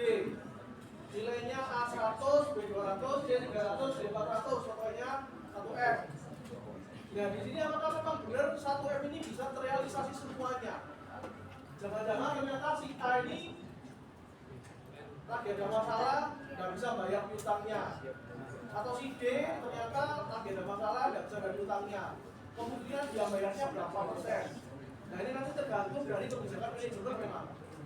Ya, tapi tetap harus diperhatikan nilai stable value-nya. Itu satu. Karena kalau kita lihat di transaksi ini tidak ada kelihatan. Cuma kelihatan oh ada AR sekian, ada AR sekian, ada AR sekian. Tapi apakah benar ini bisa ditagih? Tidak tahu, tidak kelihatan. Ya, makanya itu harus dievaluasi lagi di sini. Poin kedua, rights and obligation. Hak dan kewajiban dari si perusahaan. Kalau kita cek di sini ada muncul AR dan sales, ya, muncul ada penjualan, mengakui AR, mengakui sales. Tapi apakah benar ini benar-benar terjadi sales? Jangan-jangan di perusahaan ngakui sales, ngakui ada penjualan, tetapi ternyata itu adalah barang-barang konsinyasi. Ya, kalau barang konsinyasi belum boleh diakui sebagai penjualan. Diakuinya cuma seperti tidak gudang saja. Makanya perlu dicek lagi terms and obligation-nya. Nah, cara paling dapat ngecek balance ini biasanya melakukan konfirmasi. Nah, kalau kita kirim konfirmasi ke customer A, B, C, D, kan baru ketahuan. Ya, kita kirim ke A, kamu masih punya utang ya? Punya utang ke kita 100 juta ya?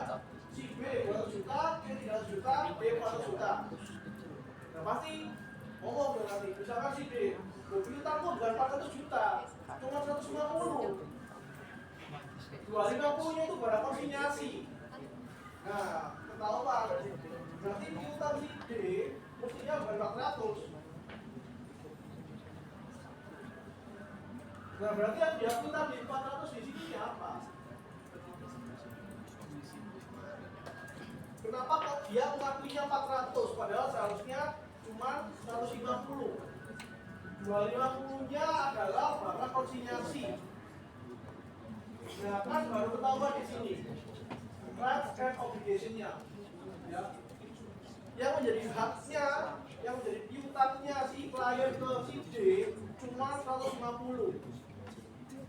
250-nya itu cuma kayak pindah gudang, ya. Titip barang aja.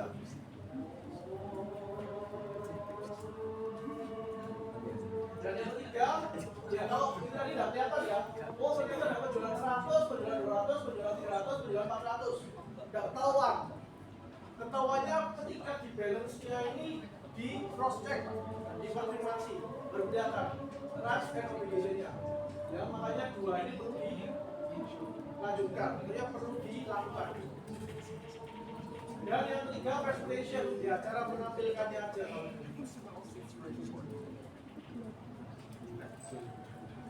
Untuk poin ini ada bingung nggak?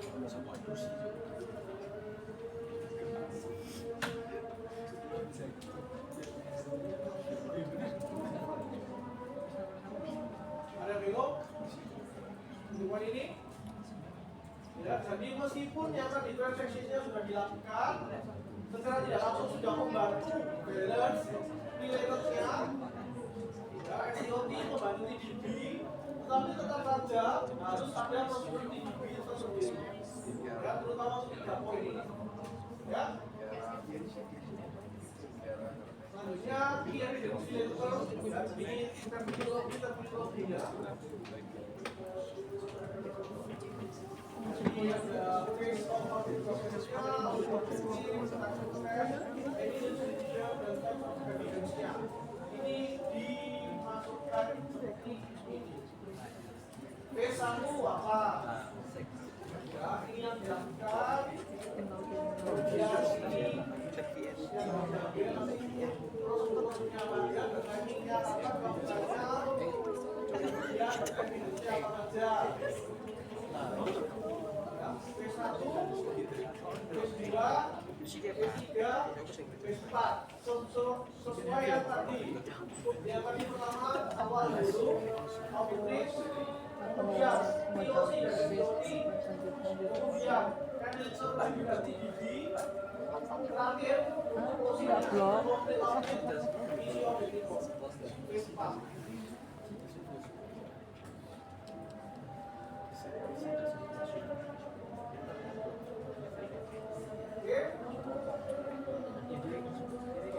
Ini yang terakhir untuk poin ini, untuk chapter ini, diintegrasikan untuk 4 fase.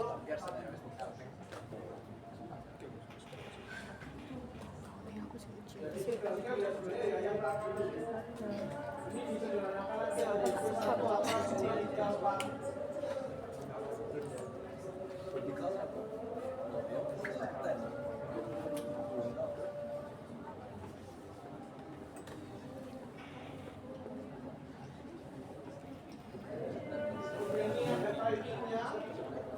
Kapan harus dilakukannya ini acuan saja sebagai acuan.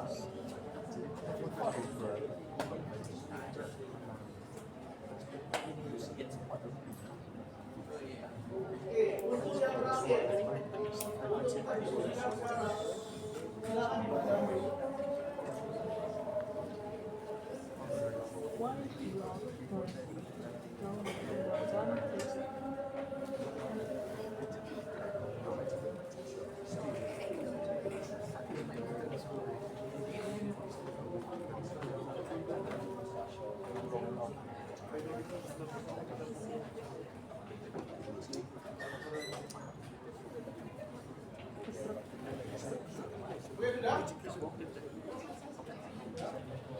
Why do auditors often consider it helpful to perform audits throughout the year rather than wait until year end? Early several examples of conditions that can be accumulated before year end. Kira-kira kenapa? Tahun buku klien, tahun buku perusahaan biasanya apa kenapa? Tahun buku si klien biasanya berapa lama sih? Tahun buku klien biasanya berapa lama? Tahun buku. Setahun. Periode laporan keuangan. Biasanya berapa lama? Berapa lama? 4. Hah? 3. Biasanya kan dari Januari sampai Desember 1 tahun. Ya, periode laporan keuangan perusahaan biasanya 1 tahun. 1 tahun 12 bulan. Umumnya Januari sampai Desember. Bisa lain bisa. Misalkan April sampai Maret bisa. Ya itu tergantung usahanya. Cuman yang umum Januari sampai Desember. Oke, misalkan kalau di contoh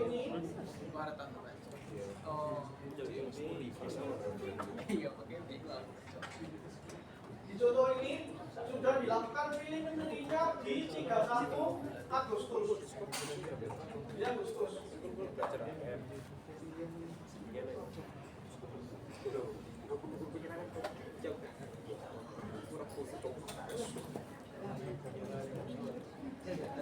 Ya, dilakukan awal.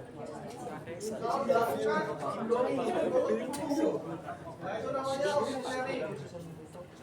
Di audit sharing itu auditnya dilakukan sebelum ditutup buku tahunnya. Aku harus nge-live. Yo. Syaratnya 1000 follower selalu live. Aku seperti itu. Oke, kalau di sini Kita sekolah 1 juta.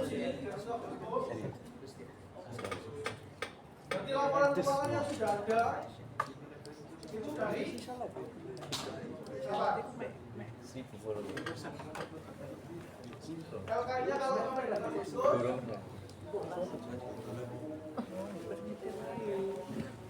Kelugaran.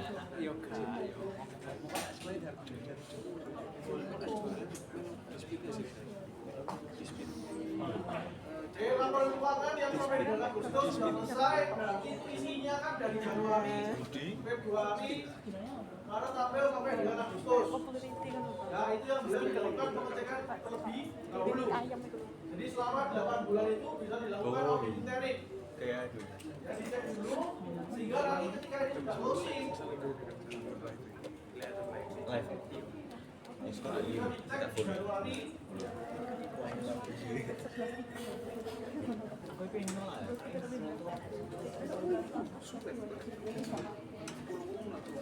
Di apa itu kan? 5 hari. Horor. Dia dicek di sini.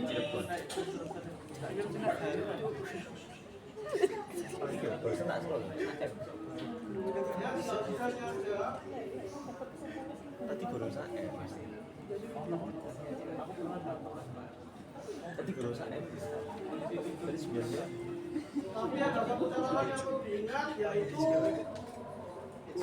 Kan nggak mau motor kan? LK yang sudah diaudit, yang sudah dicek sampai dengan Agustus kemarin tidak boleh berubah. Jadi tidak ada hal-hal yang berubah dalam LK yang sudah diaudit kemarin. Ingat ya, balance-nya September 2023 dapatnya dari mana?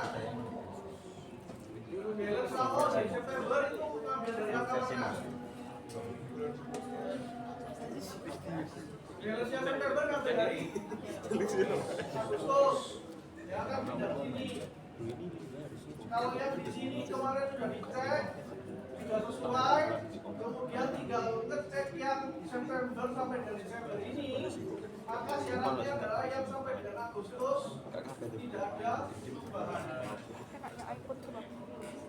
Ya, kalau yang Agustusnya antara Januari sampai Agustus ada perubahan, menyebabkan yang kemarin diaudit ya tidak invalid, jadi tidak valid, invalid. Maka harus ada prosedur tambahan untuk memastikan perubahannya tidak signifikan.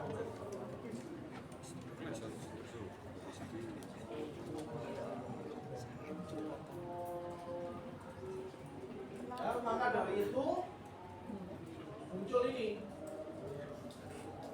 Jadi lebih baik melakukan audit interim. Istilahnya di sini untuk nyicil dulu. Jadi nyicil laporan keuangan 2023 Januari sampai Agustus dicicil dulu, sehingga nanti ketika YFM di Januari ini ngeceknya sudah tidak perlu 12 bulan, tapi cuma perlu sisanya aja. Kalau di sini 8 bulan sudah selesai, berarti tinggal 4 bulan. Ya, sisanya aja yang belum dicek, yang dilakukan pengecekan. Sekali lagi dengan asumsi bahwa LK yang sudah diaudit interim tidak ada perubahan. Ya, makanya itu desirable to perform audit test throughout the year. Mau di Agustus bisa, mau di April bisa, mau di Mei bisa, mau di November bisa. Ya, tergantung si perusahaan.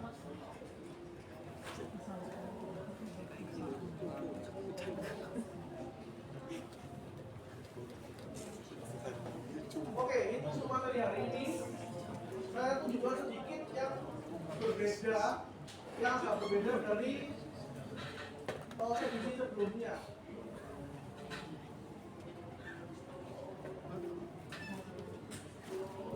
Mostly sih sama, cuma ada beberapa hal yang berbeda.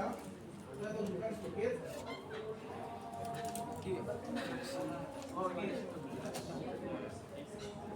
Ya, ini sama, cuma yang tadi ada beda.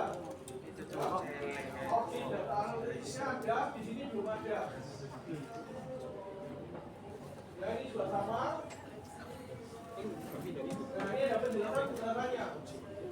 Di paketnya ada, di buku paketnya ada, cuma di slide-nya yang edisi terbaru tidak ada tadi. Jadi contoh-contoh dari cash control-nya yang dilakukan. Jadi kontrolnya perusahaan bagaimana, kita lakukan TOC-nya bagaimana. Ya, bisa dilihat di bukunya nanti.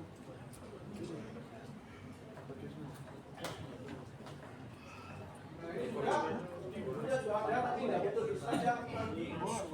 Jadi antara TOC, STOC, analytical, dan TDC. Nah, apa saja sih yang bisa dilakukan?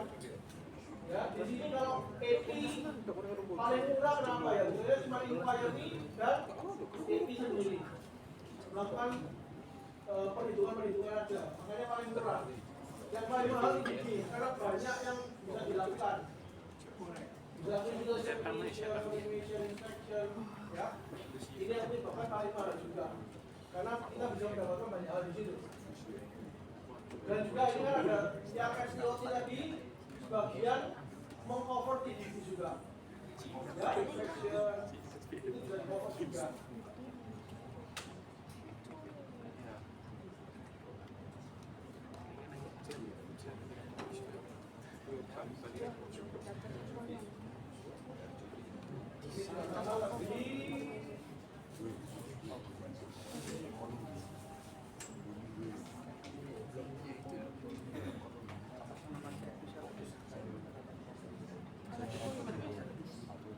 Nah ini yang tadi ada satu lagi reputation. Di sini cuma kan application dan nilai sebelumnya. Ada tambahan reputation yang di edisi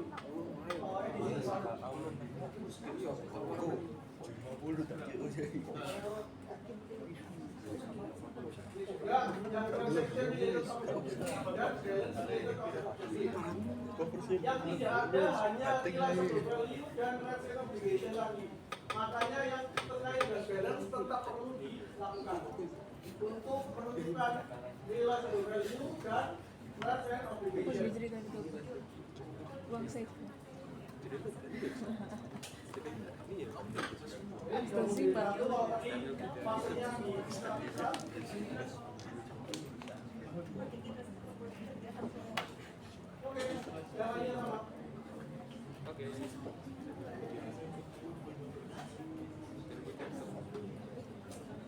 Oke, silakan ditanyakan kalau ada materinya yang bingung hari ini.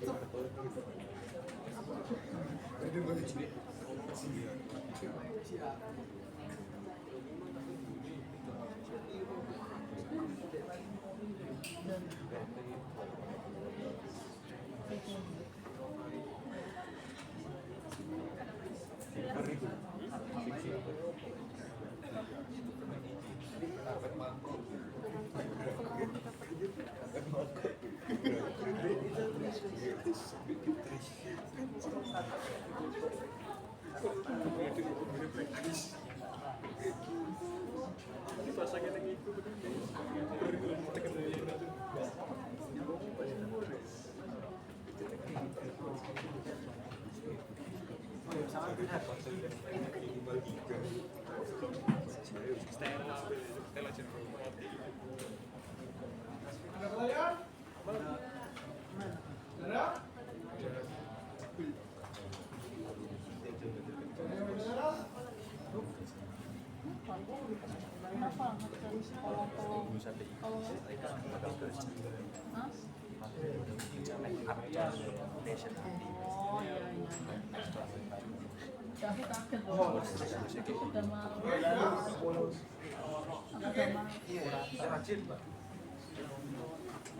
Oke, kalau udah ada yang mau ditanyakan, saya akhiri ya. Kita tunggu lagi waktu yang akan.